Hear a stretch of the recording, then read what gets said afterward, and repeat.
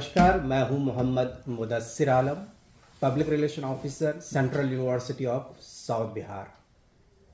अकादमिक सत्र 2026-27 के लिए देश भर के सेंट्रल यूनिवर्सिटीज़ यानी केंद्रीय विश्वविद्यालयों में नामांकन के लिए आवेदन प्रक्रिया जारी है।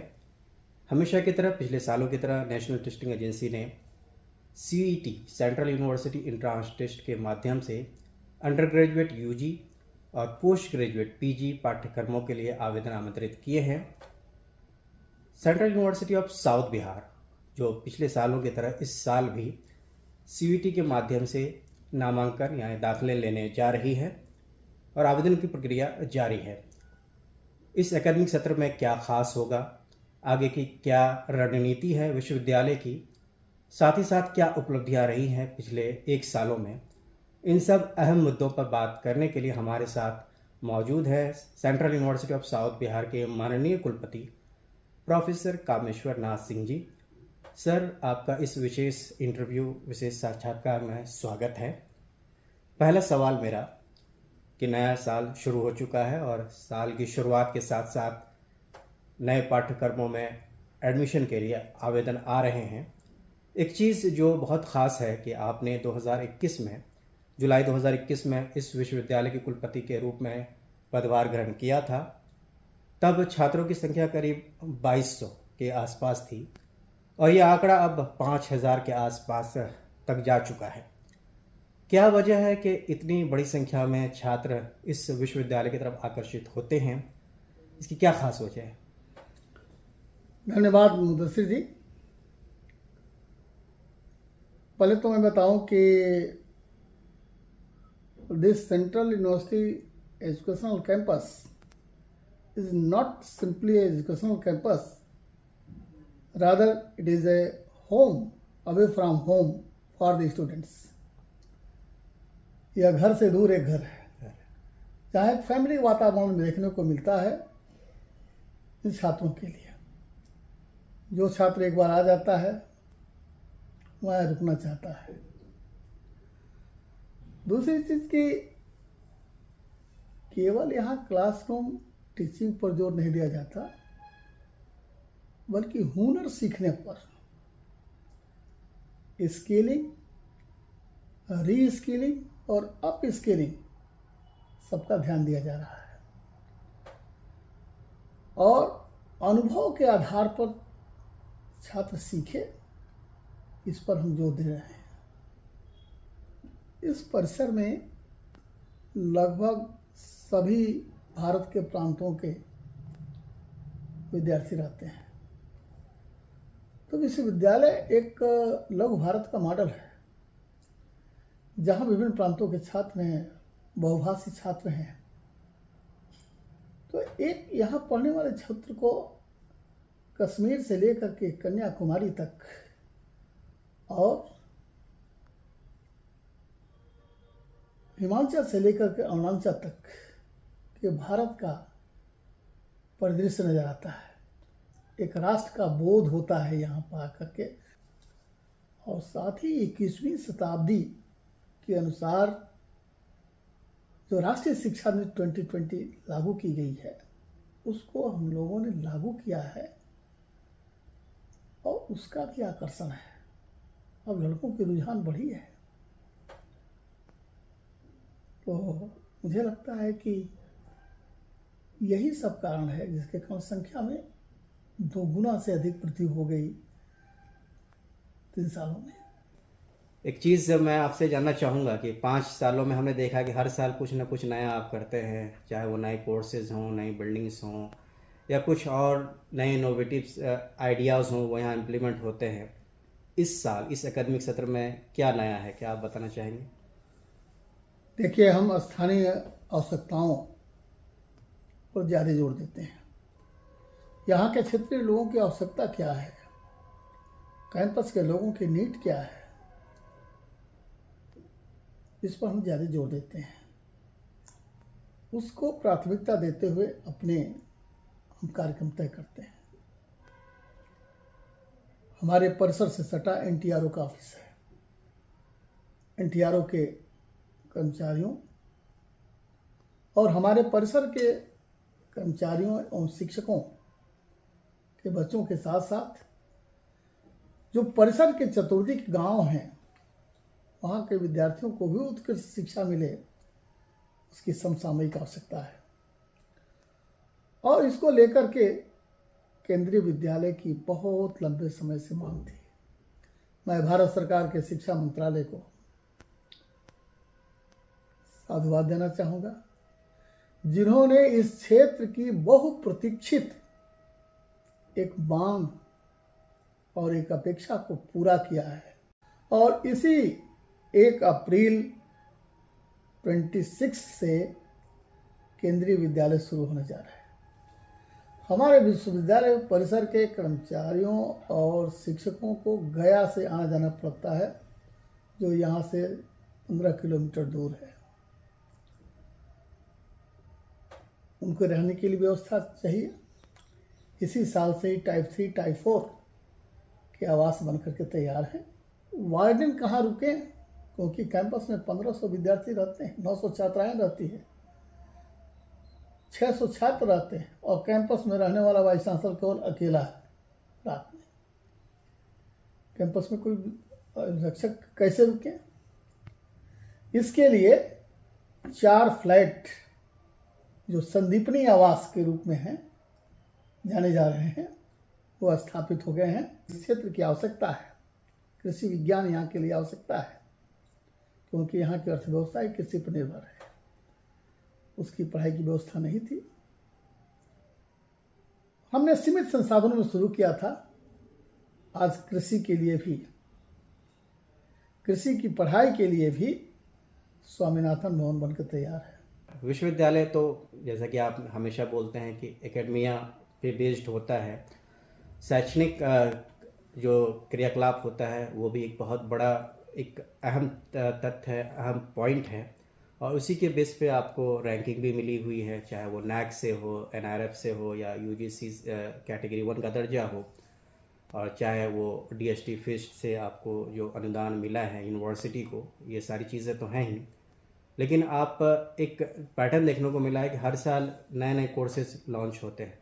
उसको फ़ायदा भी होता है कि ऐसे कोर्सेज यहाँ लॉन्च हो रहे हैं जो कि जैसे कि आपने कहा कि विश्वविद्यालय स्थानीय जो उस राज्य की आवश्यकताओं के अनुसार नए नए कोर्सेज लॉन्च करता है। जैसा कि हमने पिछले सालों में देखा, आपने BBLL भी लॉन्च किया और B.Lic की पढ़ाई शुरू हो चुकी है, साथ ही साथ कुछ और कोर्सेज शुरू हुए हैं।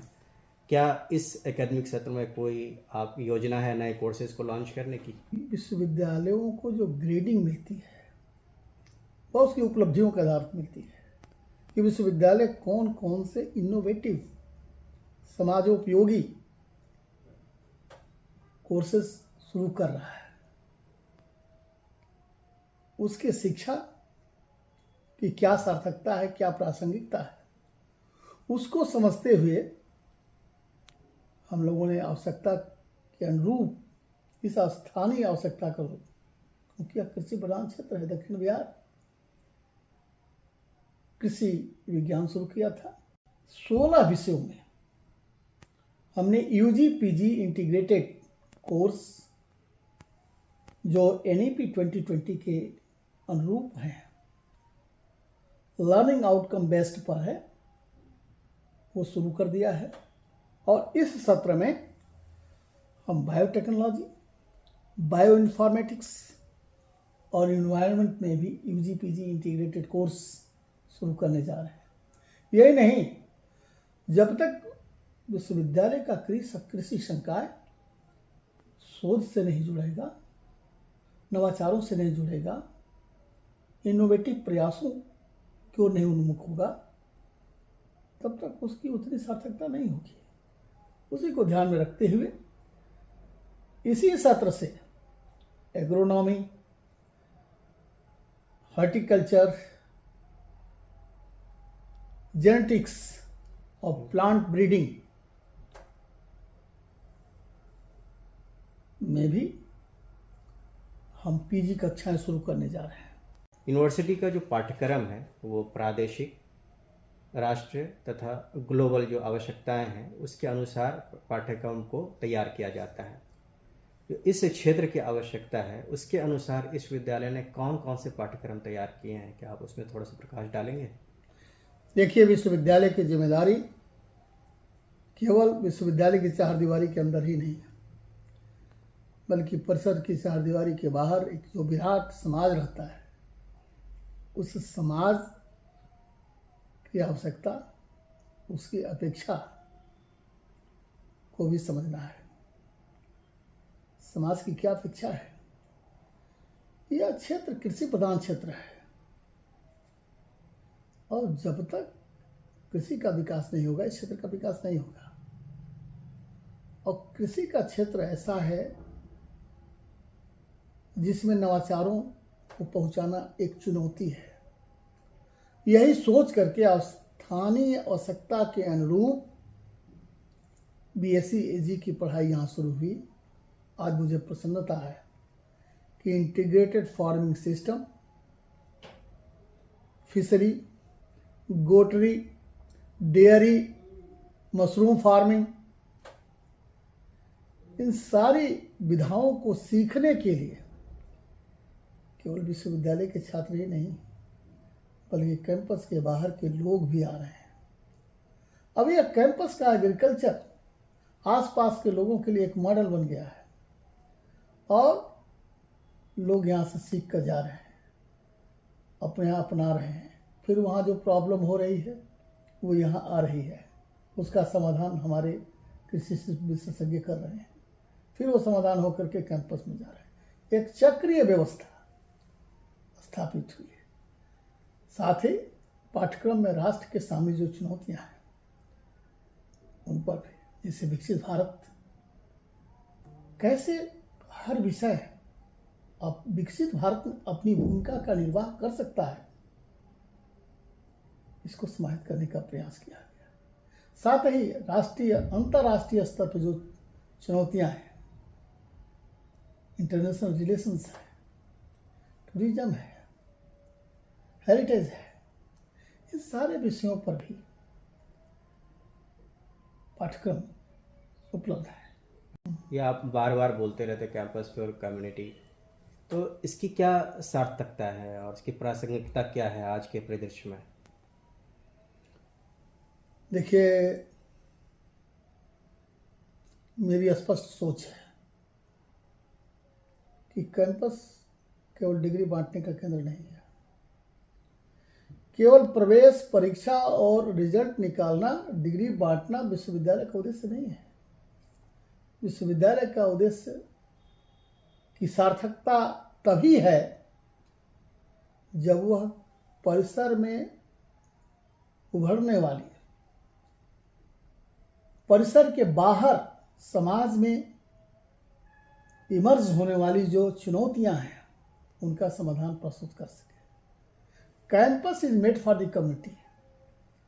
कैंपस कम्युनिटी की चिंता करे और कम्युनिटी कैंपस की चिंता करे। मुझे लगता है कि ऐसा आदर्श व्यवस्था शिक्षा के लिए होनी चाहिए। जैसे प्राचीन काल में जो गुरुकुल थे वो समाज के संरक्षण में पलते थे। आप देखिए, बीएचयू जैसा संस्थान, समाज ने उसको गोद में लिया, समाज ने उसको बनवाया। आज वह समय की जरूरत है। इधर 2 दिन पहले भारत सरकार के शिक्षा मंत्री ने उधर इंगित किया है। जरूरत है कि समाज इन कैंपसेस की चिंता करे। तो हमारी कैंपस की सार्थकता तभी है जब कम्युनिटी के लिए उपयोगी हो। हम कम्युनिटी पर भार नहीं, बल्कि कम्युनिटी के लिए उपहार बने, ऐसी मेरी सोच है। क्या इसके अलावा भी कुछ और भवनों के निर्माण हो रहे हैं? इंफ्रास्ट्रक्चर डेवलपमेंट को लेकर क्या प्लान है यूनिवर्सिटी का आगे का? देखिए, हमारे पास ये प्रोग्राम की संख्या ज़्यादा हो गई, छात्रों की संख्या 2 गुनी हो गई, बिल्डिंग उतनी ही है। हम लोग पैर सिकोड़ करके काम कर रहे हैं। अब ये तो इस विश्वविद्यालय का शिक्षक पूजा का पात्र है, जो सीमित सुविधाओं में इतना अच्छा कर रहा है। लेकिन हम निरंतर प्रयास कर रहे हैं कि भवनों का निर्माण जल्दी से जल्दी हो जाए। इस सत्र में 4 भवन, एजुकेशनल बिल्डिंग बनाने का कार्य शुरू हुआ है। फार्मेसी के लिए संजीवनी बिल्डिंग और प्रबंधन और वाणिज्य के लिए कौटिल्य भवन, लॉ के लिए अंबेडकर भवन, फिजिक्स और केमिस्ट्री के लिए कणादि भवन बनने का कार्य शुरू हो गया है। और हमें अन्य नए विषय जो भी वांछित हैं, जैसे फोरेंसिक साइंस हम चलाना चाहते हैं, ये सारे कोर्सेज चलाने का मार्ग प्रशस्त हो जाएगा। इंटरव्यू को ख़त्म करने से पहले एक जो इम्पॉर्टेंट अहम बात जो हमेशा आप अपने स्पीचेस में बोलते हैं, अपने भाषणों में बोलते हैं, ऐसे भी बोलते हैं और पूरे देश में इसकी चर्चा चल रही है, विकसित भारत 2047। इस दिशा में यूनिवर्सिटी ने क्या कदम उठाए हैं और यूनिवर्सिटी की आगे की क्या परियोजना है? देखिए, भारत के यशस्वी प्रधानमंत्री श्रीमान नरेंद्र मोदी जी ने विकसित भारत 2047 का संकल्प लिया है। हम सरकार के अंग हैं। हम विश्वविद्यालय के माध्यम से सरकार को क्या इनपुट दे सकते हैं और कैसे विकसित भारत में अपनी सहभागिता सुनिश्चित करें, इसके लिए प्रयासरत है। और इस दिशा में हमारा यह मानना है, भारत विकसित तभी होगा जब वह आत्मनिर्भर होगा। जब तक आत्मनिर्भर नहीं होगा तब तक वो विकसित नहीं होगा। और मुझे लगता है, या मेरा अटूट विश्वास है, कि आत्मनिर्भर भारत के लिए आत्मनिर्भर विश्वविद्यालय भी जरूरत है।